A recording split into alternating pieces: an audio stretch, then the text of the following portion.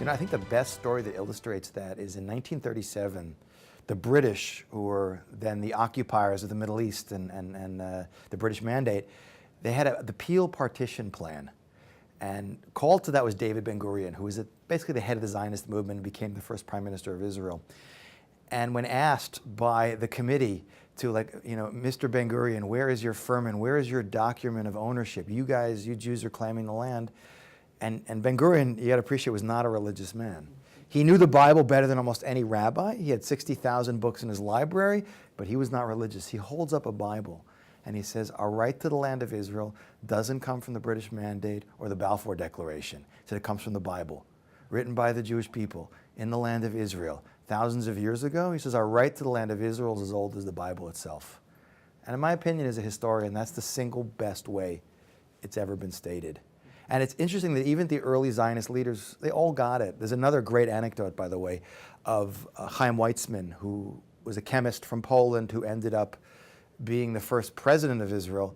At one point, he was back in England and he was talking to Arthur Balfour. This is during the Ottoman Turkish occupation of Israel. And there's a pogrom in Kishinev and Bessarabia in 1903. And the British felt bad for the Jews. They couldn't give them anything in Israel yet, so they offered them Uganda. So this is an amazing offer. The British Empire is offering the Jews a homeland in East Africa. And Weizmann says back to Balfour, he says, Mr. Balfour, who's the foreign minister, he says, will the British take Paris? And Balfour says, a little bit condescendingly, Mr. Weizmann, we British have London. And so Weizmann says to Balfour, Mr. Balfour, the Jewish people had Jerusalem when London was a marsh. And it was just that's the exact point. And both of these early Zionist leaders, neither of whom were religious, both appreciated a point that transcends even a religious argument, that the Jewish people were not just a religion, we're a nation. We're one of the oldest surviving nations on the planet Earth.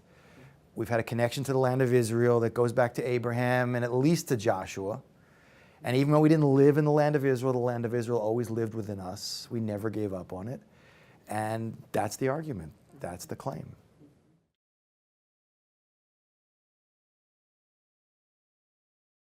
I mean, there's a lot of similarity. I mean, there's differences and there's similarity. There's an idea in Judaism, you're not supposed to force the nations of the world. But we know that in November 1947, the UN voted to partition Palestine. So, you know, even though I might not be personally a big fan of the United Nations, I would say that was one of the good things they did in history. And they voted, so we have international sanction. But had the Jewish people waited, and that was after a lot of pushing, it would never have gotten to that vote had not there been decades of the Jews pushing up, especially against the British during the Mandate with the illegal immigration. From our point of view, it was totally legal, but the British, you know. So the situation is similar in that we took, you know, the reins in our hands and decided to move history forward and push for a state. And there's no question in hindsight it wouldn't have happened had not we done that.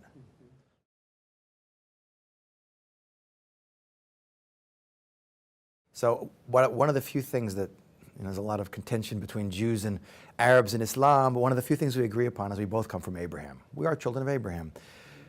The difference is we know that the Arabs come from Ishmael, who is Isaac's half-brother through Hagar, who is the daughter of Pharaoh, one of the gifts that Abraham got when he went to Egypt in the book of Genesis. So, and Ishmael has, by the way, it's interesting, the Bible says about Ishmael that Abraham blesses him and God says, I hear you. He gets a certain blessing. He's told he's going to be a great nation. He's going to be nomadic. He's going to be an archer, a lot of things. He's going to be, it doesn't give him a specific geographic piece of real estate in the Bible, but he's going to be a guy who dwells in the desert. And he's given a blessing that he will survive. And he has spiritual power, by the way. He's one of the few people named before he's born, and his name is Yishmael. God hears his prayers. So he's a force to be reckoned with. He has a place in history. But his place is not in the land of Israel. We know that God jumps over Yishmael, who's Abraham's real firstborn, technically, but not through Sarah. And when Isaac is born supernaturally, when Sarah is 91 years old, God says, and he says it to Abraham, he says it to Isaac, he says it to Jacob, he says, you know, through you my name will be called. And he promises the land of Israel in every generation in that narrative, the land of Israel will be theirs, beginning with Abraham. Walk the land, I give it to you and your descendants forever. So the Jewish claim is established, and God says over and over again in the Bible, I don't change my mind. The Islamic claim to the land of Israel is far more tenuous, to say the least, in that, first of all, in the Quran, nowhere is it mentioned Jerusalem. Sometimes when I'm speaking on a university campus, people challenge me on that, and I put like a $100 bill on the podium, and I say, please, here's a Quran. I usually have when they don't. If you could find the word Jerusalem in the book, or please, you get the $100. If not, you have to give me the $100. They never take me up on it. By the way, I ask them to read. I said, while you're skimming through the Quran, please read aloud Surah chapter 5, verse 24, which is the chapter in the Quran that deals with the Jewish people's history. There is a chapter in the Quran, albeit with a lot of errors. And there it says, enter my holy people and inherit the land that God gives you. So while there is no Quranic source for giving any of the land of Israel to the Arabs, there is a direct citation in the Quran itself for giving the land of Israel to the Jewish people.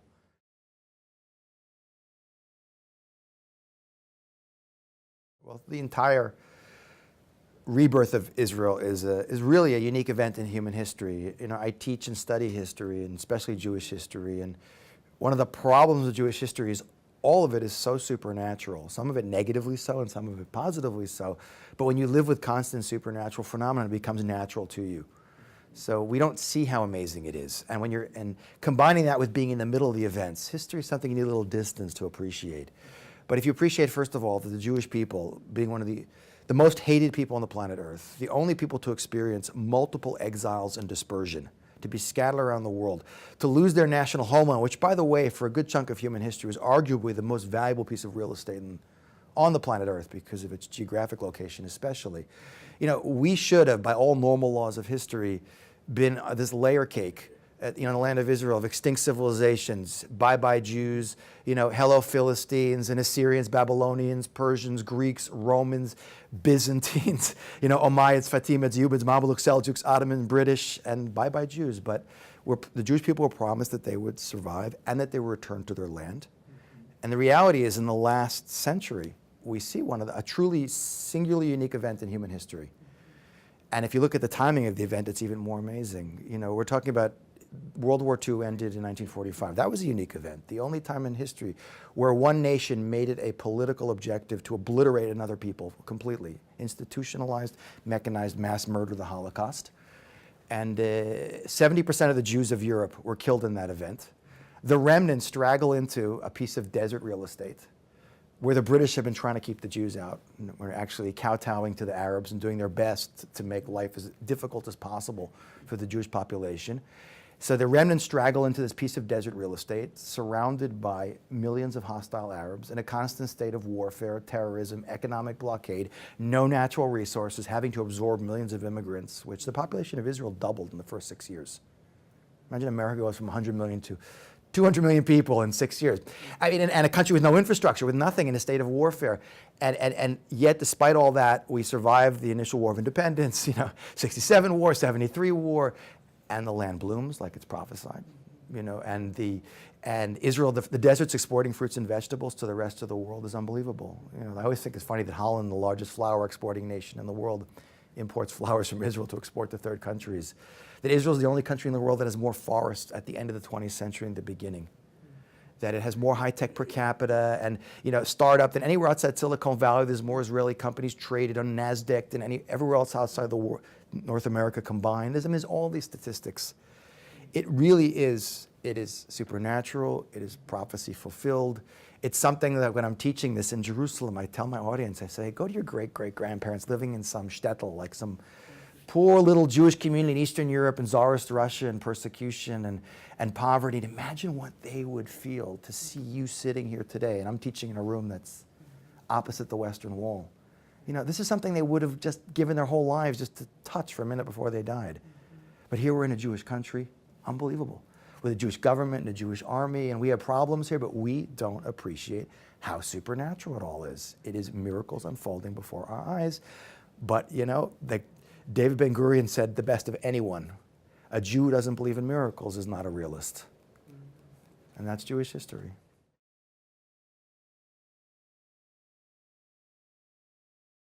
So, it's mentioned, by the way, not just in Yoel, it's mentioned in Ezekiel and Zechariah, the whole end of days scenario, which in Judaism we call Gog and Magog, which is being described, I tell people when I'm reading the quotes from this passage in the Bible, that obviously this is written more than 2,500 years ago. The modern nation states of today didn't exist then. We're not sure who Gog and Magog are.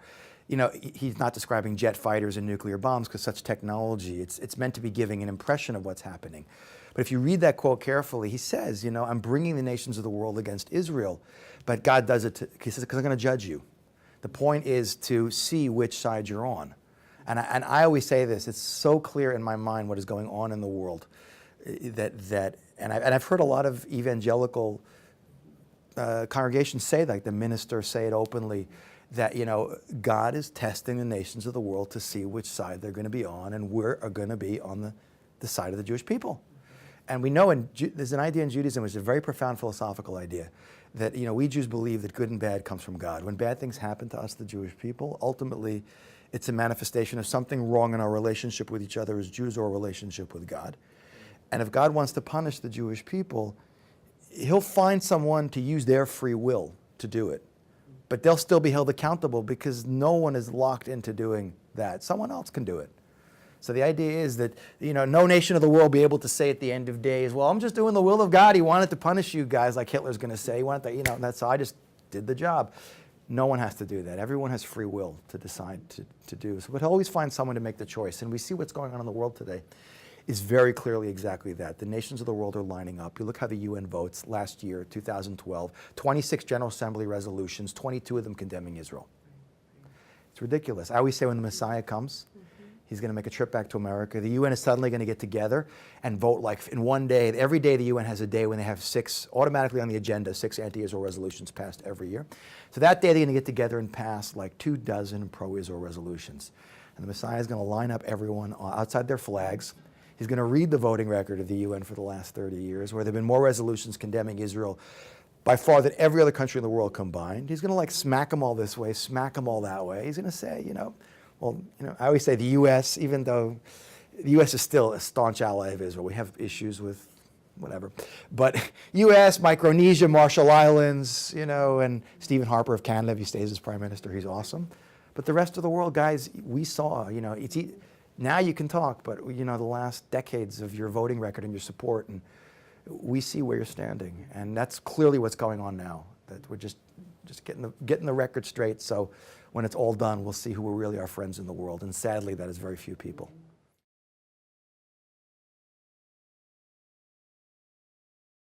Esau's descendants have a certain merit.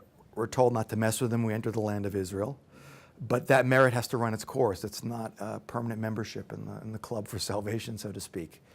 And exactly that's the case. And by the way, Esau and the Edomites and all those people in Jewish tradition, that is Western civilization. That is the embodiment of the Western Christian world.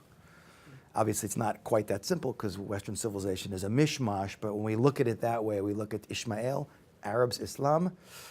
Esau is Western civilization Christianity. So what is being said about Esau and his descendants is generally interpreted from the Jewish perspective to deal with the Christian world and what will happen to the Christian world at the end of days.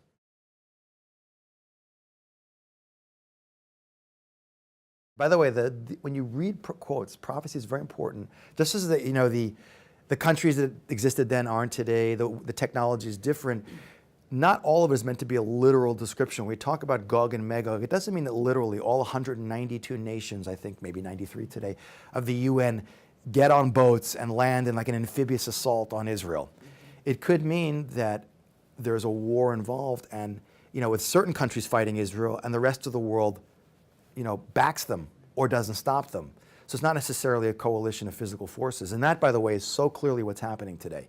For instance, if you look at the geopolitical realities of the world, Israel, for its little size, is a very strong country.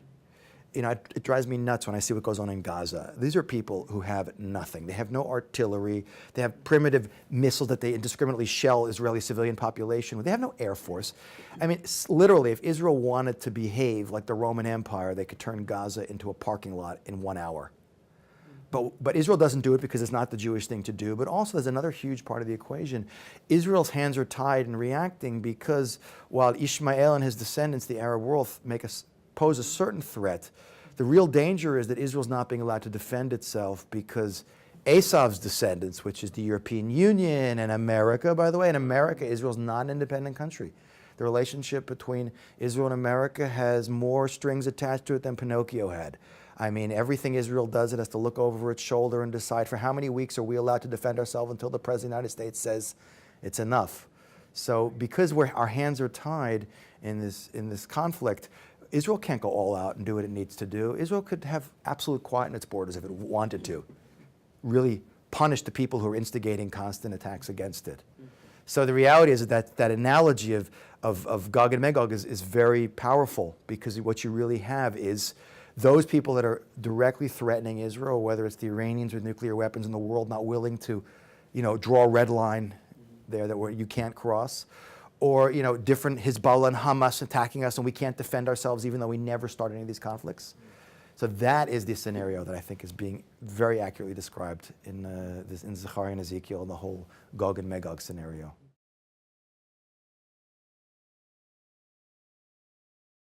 In terms of the part of history that I think is most relevant, I mean, there's two periods. One is because it lays out the ground rules, and one because it most parallels today.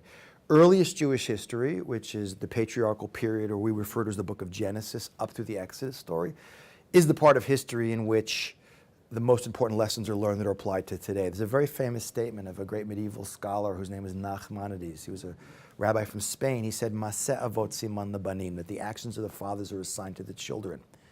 And when I'm teaching Jewish history, in one of my first introductory classes, I tell my students that Jewish history is Jewish destiny.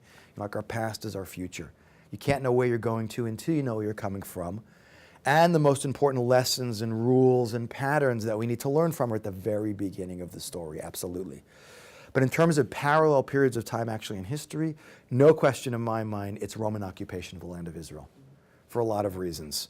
There was a Jewish state, but it really wasn't independent. I mean, Israel's a little more independent today than it was back then. We're not a vassal state technically of any country, but we're not free to operate. There's much schism in the Jewish world, as was in the Second Temple period. There were tremendous threats to the Jewish people. So it was this unique combination of internal lack of unity, which sadly plagues the Jewish people, especially at that period of time, combined with great external threats that precipitated, we know, disastrous revolts and ultimately destruction of Jerusalem and the temple.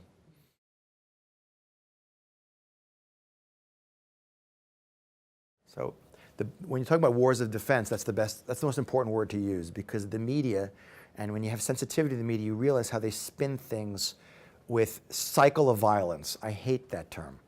There's never been a situation where Israel has ever started a war.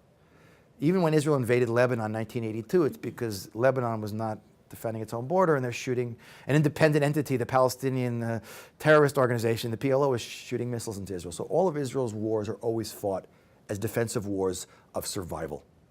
And we always know that had the Arab world accepted the UN partition vote November 29, 1947, instead of rejecting it and immediately attacking Israel as soon as the British pulled out. Actually, they were attacking Israel while the British were still there. The British just wouldn't allow the foreign armies to invade. That there wouldn't have been any refugee issue, and there wouldn't have been a war of independence. And if they accepted the partition plan, there would have been born along with Israel an Arab state. Viable or not, we'll never know, because it never happened. Had they not tried again in 1967, people talk about the occupation. I mean, Israel didn't even exist as a country when it was first attacked. From 1948 to 67, 19 years. Jordan illegally occupied that West Bank area, and Egypt illegally occupied Gaza. If the occupation was the root of the problem, then why they were attacking us then? And after 67, Prime Minister Levi Eshkol, even though Israel was 9 miles wide from Kalkilia to Netanya between 48 and 67, I mean, it's mind-blowing, 9 miles. We used to, when I teach this, I lay a map of greater Los Angeles over the coast of Israel, because they both have the same coastline, more or less. And you see that greater Los Angeles goes past Amman, Jordan. So even though it meant returning the country to something that you could drive across in 15, 20 minutes, Levi Eshkol, the prime minister, said, we'll do it, just make peace. And then the Arabs get together in Khartoum in August 1967, no peace with Israel, no negotiation with Israel, no recognition of Israel. Fast forward to Camp David, Oslo, 1990, 2000, Ehud Barak offered to return Israel to the priests, June 5th, 67, Six-Day War, borders, redivide Jerusalem. Arafat didn't even answer. He just walked out and called for Intifada round 2. And Ehud Olmert, Prime Minister, 2008, offered even more. And the point is, and it drives me nuts, people talk peace negotiations, Israel's, it's obvious, it's such a no-brainer that it's never been about creating a Palestinian state. It's always been about the Arab world's inability to accept a Jewish state of any size. And the Palestinians, who are arguably history's greatest losers, and they never, it's a great line about they never lose an opportunity to miss an opportunity, are being used cynically by the Arab world, who could care less about them, to morally beat Israel and to refocus the conflict. There's a friend of mine named Michael Prell, by the way, who came up with this idea. He wrote a book called Underdogma. It's unbelievably interesting. And he shows, this is an idea prevalent especially in left-wing political thinking, that whoever is perceived to be the underdog is automatically considered to be right. It's like almost a religious belief. And they discovered this when they did an experiment where they showed the exact same facts about the Arab-Israeli conflict. But in the first example, they made Little Israel, which is 10,500 square miles, surrounded by 5.5 million square miles of Arab territory. A matchbox in a football field is the dimensions. Information. How do you think the sympathy came out on whose side? Israel's. Then they showed the exact same information, but they started out with mighty Israel the size of New Jersey, with the Palestinian Authority in the middle, and Palestinians are the victims, Israel's wrong. And it just shows you how one little perception, how you can microtize the conflict, take it out of context, mishmash it all up, and make it seem that, you know, it's Israel's the aggressor, we're the foreign occupier, when the reality is all the information, all the history shows the exact opposite is true.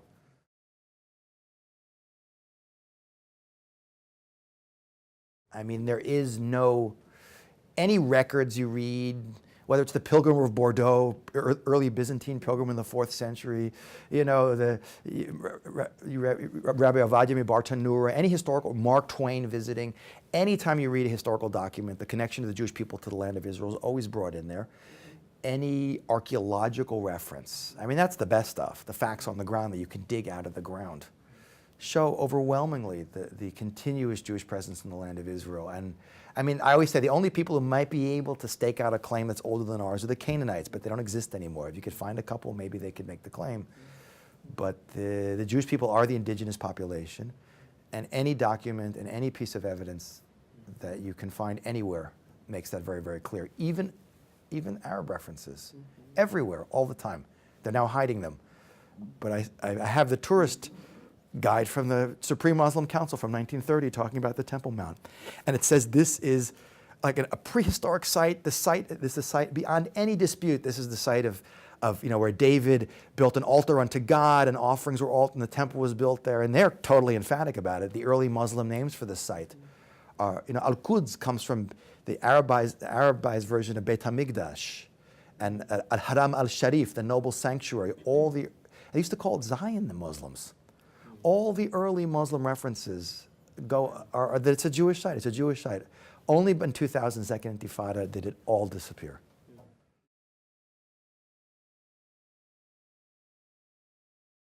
There happens to be, I mean, past a certain period of time, you get direct external references. Obviously, what you're looking for, people who are interested in this want to see direct references to events in the Bible. When you get to what's called the later First Temple period, divided monarchy, you have direct Assyrian references and, you know, various kings of surrounding empires, even images depicting, you know, Shalmaneser, the black obelisk. These are very famous things. You can see them often in places like the British Museum. The real challenge is to find the early stuff. You know, where is evidence for the Exodus story? Where is, and by the way, I have to be careful what I say because I have a non-disclosure agreement with a gentleman I met in Los Angeles a couple of years ago who has stuff on the Exodus and the splitting of the sea, which is absolutely mind-blowing. As we'd say, it's a grand slam home run, direct evidence for that. And I really can't say more, but especially not on film. But hopefully he's opened up the Exodus Research Center in UCLA. And if you could find a university that'll publish his stuff, he's got 4 volumes on it. But that's the kind of stuff that we'd love to see. But sadly, direct evidence for much of the early narrative of the Bible, we're talking about Abraham through even the united monarchy of David, is extremely limited. But nonetheless, there's a massive amount of circumstantial evidence. Like we might not find King David's seal, but we certainly find a city. We have tons of, and if you go to David City, which by the way is an unbelievable site, it's the most active archaeological site in Israel. It's the area of first Jewish inhabitation in the city. And stuff keeps coming out of the ground, which is mind-blowing. We're talking about names of personalities like Gemar Yahu ben Shaphan, who was Jeremiah's scribe in the book of Jeremiah, whose name appears in chapter 36. Or, Yehuchal ben Shlemiah appears in the next chapter, who's around for the last king, Tzidkiyahu, who's mentioned in one of the characters. So would that we find, something with King David on it would be awesome, but there's a massive amount of evidence. And the more we dig, contrary to what some people like to say, especially the Arab detractors who claim there never was a Jewish presence in the land, the exact opposite is true.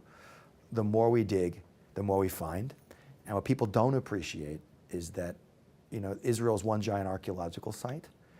There's been digging going on. Archaeology is new. It's been around really 100 years, not really much more, as a serious science. And of what could be dug up in the land of Israel, I would say 98% remains unexcavated.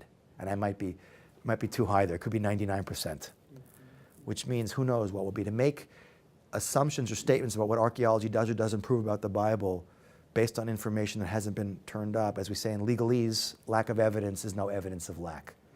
Well, the real stuff started post-67. That's when it really took off. When we got a hold of all this.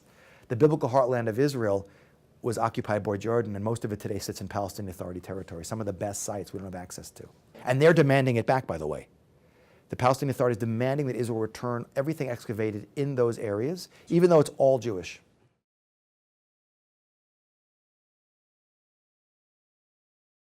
So there's one of the major prophetic themes is when we go into exile, the land will go dormant on us. It's an amazing, the idea is basically very interesting in that, and when I'm guiding in the land of Israel, I present it this way. I always say that, the Jewish people are a unique appliance. I travel around the world, I've noticed you need adapters. So I say the only place that we plug into as a nation, we're like a plug that only fits into one outlet. That outlet is the land of Israel. And since we have a unique mission to fulfill, our potential can only be maximized and achieve our mission as a light to nations in the land of Israel. But given the strategic and economic value of the land in our exile, losing the land and getting it back would be under any normal circumstance impossible.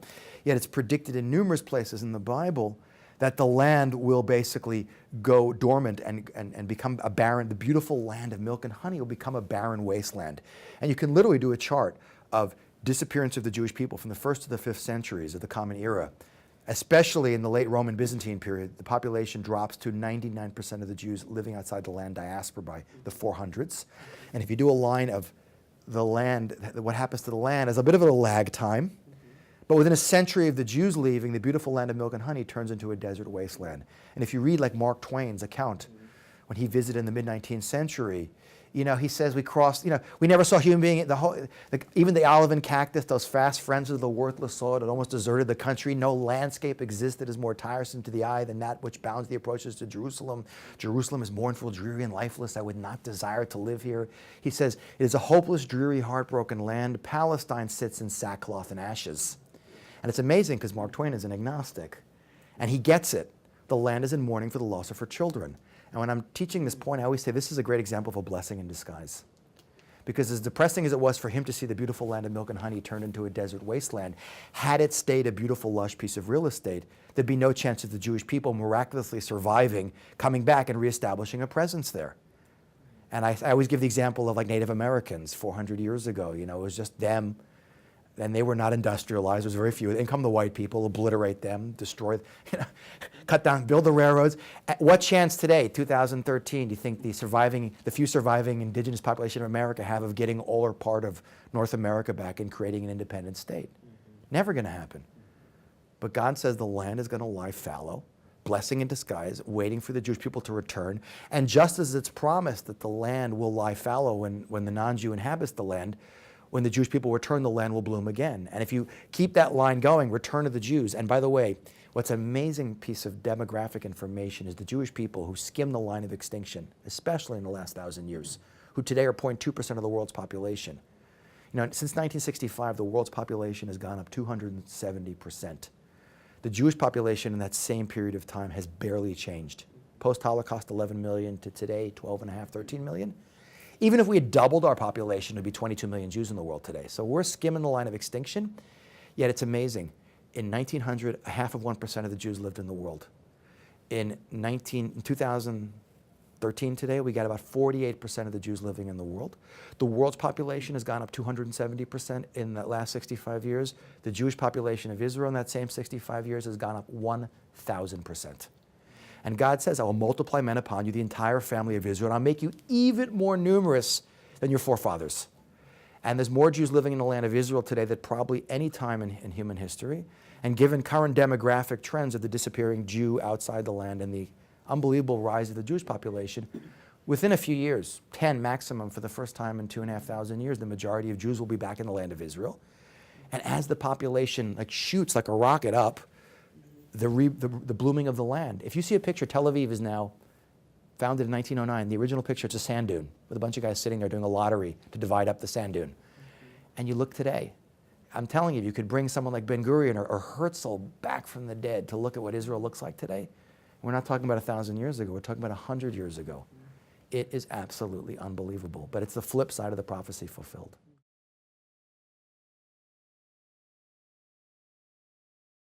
So that's a great point, that people don't understand the origins of the word Palestinian.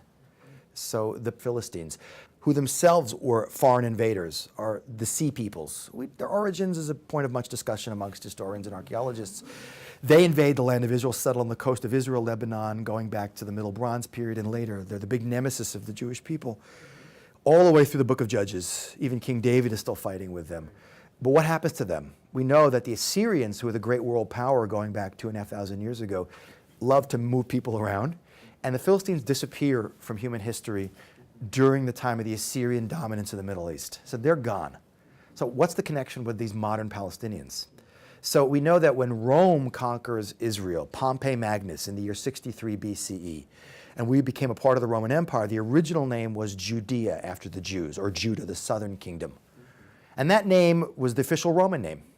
But we know that the Jews rebelled more against the Romans than any people in the history of the Roman Empire. We had the Great Revolt from 67 to 70, which led to the destruction of the Second Temple.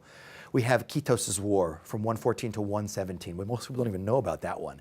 Then we had the largest revolt in the history of the Roman Empire, which was called the Bar Kokhba Revolt, which was from 132 to 135, which was the first time the Romans were thrown out of any of their empire. An independent kingdom was established. When the Romans came back, they came back with a vengeance.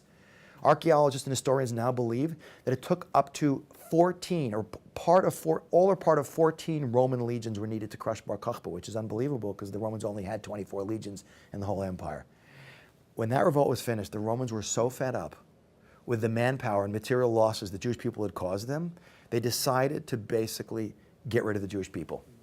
And they figured that those Jews that had survived, and I actually believe that statistically far higher percentage of Jews died between 67 and 135 than died in the Holocaust.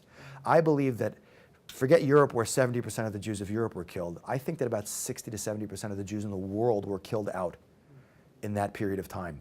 So the surviving Jewish population in the land of Israel, the Romans decided, we've had it with you guys. So what they did was basically decide the best way to get rid of a people, besides to continue to persecute them, to outlaw Judaism, which is what they also did, because Jews can't survive without their Judaism, was we're going to cut them off from their country. So they renamed the country from Judea, they said let's give it a non-Jewish name, to Philistia, named after the extinct Philistines. But it's amazing because their agenda was to do exactly what is going on today. Cut the people off from the land by creating an alternative identity and connecting the land with that identity. Exactly like there are no Philistines alive today, okay? They've long since disappeared. So they renamed the land, instead of Judea, Philistia, after the extinct Philistines. They renamed all the cities in Israel, by the way. For instance, Shechem, where Joseph is buried, is renamed Neapolis, which is new city in Greek, or Naples in Latin. By the way, Arabs can't pronounce P, so they call it Nablus. Interesting little factoid, Palestinians can't say Palestine, because there is no P in Arabic. They say Palestine, or Palestine. They renamed Jerusalem Aelia Capitolina, after Hadrian, and make it a non-Jewish city where Jews are banned from entering. But the whole thing was done deliberately to cut the Jewish people off from their country in the hopes that this annoying people who never seemed to go away would finally disappear. Fast forward to 1964, And again, and remember, it took 6 million Jews dying for the world to feel sorry enough for the Jews to vote to create a Jewish state. And at least up until then, it was perceived that Israel was the underdog in a larger conflict, and the Arab world was stacking. Brilliant strategy move to win the hearts and minds of the West and remove the support from Israel. We have to reorient the conflict from mighty Arab world to little Israel to mighty Israel to the small persecuted Arab people. But we can't call them Arab people because so they invented this term. The Palestine Liberation Organization was created in 1964, Ahmed Suqeri. And the goal was to reorient the conflict and change history, to make it now seem that we are the indigenous population. But there is no ancient Philistinians around in the world today. It is a modern use of an ancient technique, but the purpose is still the same, to delegitimize the Jewish people's claim to the land, to replace it with an alternative claim that is not authentic, and to before Israel can be done away with physically, we have to delegitimize the state. And this is what was done. And sadly, we fast forward to the 21st century, it has been remarkably effective. Remarkably effective.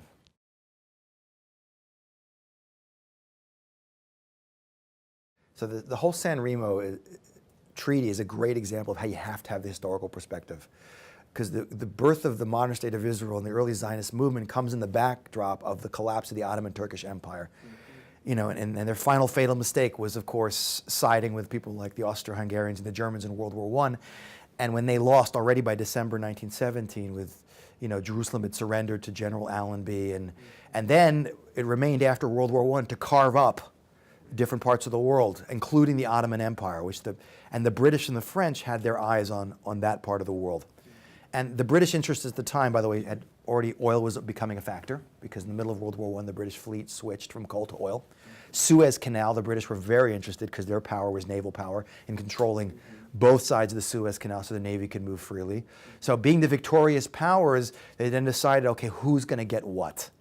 And what people don't appreciate is the modern Middle East, with the exception of a few countries like Iran and Egypt, including Israel, is an artificial creation of the British and the French between the end of World War I and World War II. And they weren't doing it out of sensitivity for the historical, religious, and geopolitical and ethnic realities of the Middle East. They did it for a combination of their own strategic economic interests. For instance, let's take a country, put Kurds, Sunnis, and Shiites in it. We'll call it Iraq. Well, what a great idea, you know? And that kind of stuff. We have to pay off Ibn Saud for supporting us against the Turks, and then we got that guy, you know, Abdullah, and we have to pay him off also. Hussein, the Sharif of Mecca, his family also helps us. So everyone had favors to pay off, economic and political and strategic interests. So the post-World War II, basically, they got together in 1921 in a villa in Italy. It's called the Treaty of San Remo. And attending that were the victorious Allied powers. America was an observer in that. Like Japan was involved in it, America was an observer in it. And they basically sat down and decided how we're going to divide up the Middle East. And this treaty is super important because based on this treaty is the creation of the entire modern Middle East. This treaty sets up the borders for all the modern nation states of today. To abrogate one part of it would be, in theory, to abrogate the entire. It is the most important legal document for the creation of the modern Middle East. And one of the things that was done was a piece of territory was lopped off and called the British Mandate. It had special status. And it was given to the British by the victorious Allied powers contingent on them fulfilling the Balfour Declaration. And the Balfour Declaration was a telegram sent by Arthur Balfour, then foreign minister, to Lord Lionel Rothschild, who was the most powerful Jew in England. And it was basically, it's the official statement. It said, His Majesty's government looks with favor upon the establishment in Palestine of a national homeland for the Jews, and parenthetically, provided it doesn't, you know, impinge on the rights of the other minorities like the Arabs in the area. But basically, it was British official support for creating a Jewish homeland. And the Allied powers backed that. And that piece of territory, by the way, included much greater piece of real estate than the modern state of Israel today. It included everything that's on the east bank of the Jordan, which today was the country of Jordan. The problem is, it's nice in theory to talk, but in practice, the British, and it's quite a complicated topic, but the British had other interests. While there was some sympathy for Zionism, and people like Churchill were very pro that notion, there was a lot of latent anti-Semitism in the British Foreign Service and in the army, and a lot of sympathy for the Arabs, and a recognition there's only a few Jews and a lot of Arabs and oil. And to take a very complicated story, they basically decided we got other interests that supersede the Balfour Declaration. In 1922, they lop off 75% of the territory, east side of the Jordan, and give it to the descendants of Hussein, Abdullah, as a payment, because they'd already given, that family controlled the great mosque in Mecca, but lost it to Ibn Saud. Now we got to give him some real estate. So we'll artificially create a country. We'll create one country called Iraq and give one of his sons that. We'll create a country called the Hashemite Kingdom of Jordan, originally Transjordan. We'll give another son that territory. We'll make that territory, by the way, Judenrein. Jews are banned from settling on that side of the territory. So already by 1922, the most important treaty used to create the modern Middle East was violated by the British. 75% of the land was lopped off, given to the Arabs. And then that wasn't enough. And we see later that it evolves into let's divide what's left, that little sliver that we call Israel and the territories today, subdivide that into territory. But that document, San Remo, supersedes all General Assembly resolutions. The League of Nations recognized it. All pre-existent treaties are still valid and cannot be done away with for other. So that is the most important document. And if we hold by the Treaty of San Remo, the most important lesson we learn from that is there is absolutely no such thing as Arab rights anywhere in the land of Israel or the territories. And by the way, there's no such thing as Arab rights in Jordan even. So if Israel would say, okay, we'll give up Jordan, but we're keeping everything on the west side of the river, and that's ours, and this international law gave it to us, that's the claim we could make from San Remo.